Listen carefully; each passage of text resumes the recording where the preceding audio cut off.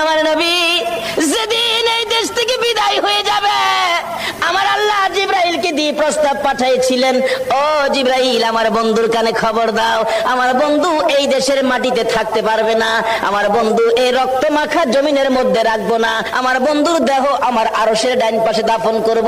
জিবরাইল খবর নিয়ে ডাকতেছেন, হুজুর আল্লাহর সালাম গ্রহণ করুন। আমি জিবরাইলের সালাম গ্রহণ করুন। আল্লাহর নবী গো, আপনার দেহ মুবারক আল্লাহর আরশের ডাইন পাশে দাফন হবে, আপনি খুশির সহিত কবুল করুন। আমার নবী কোনো কথা কয় না, দুইটা চোখের পানি ঝরঝর করে ছাড়তেছে। জিবরাইল বলেন, ইয়া রাসূলুল্লাহ, এত সুন্দর প্রস্তাব নিয়ে আসলাম, কোনো কথা কন না, খালি কাঁদেন কেন জানতে চাই। আমার নবী বলেন, জিবরাইল রে, তোমার জন্য খুশির খবর হতে পারে, আমি খুশি হতে পারলাম না। কেন পারলেন না? রে জিবরাইল, আমার দাফন আল্লাহর আরশের ডান পাশে হবে, আমি জানতে চাই আমার গুনাহগার উম্মতের দাফন কই হবে রে?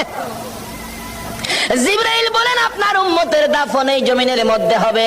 আমার নবীর কান্না আরো বেড়ে গেছে। জিবরাইল, না না, সইতে পারি না, আমি আর সে থাকবো আর আমার উম্মতেরা এই জমিনে থাকবে। আমার মন মানে না, প্রস্তাব আমি রাখবো না।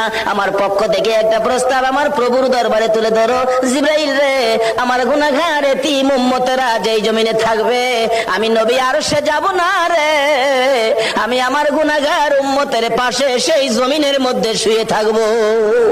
আরে দয়ালো নবী, প্রেমের ছবি আর আসবে না জগতে, আমার দয়ালো নবী, প্রেমের ছবি আর আসবে না।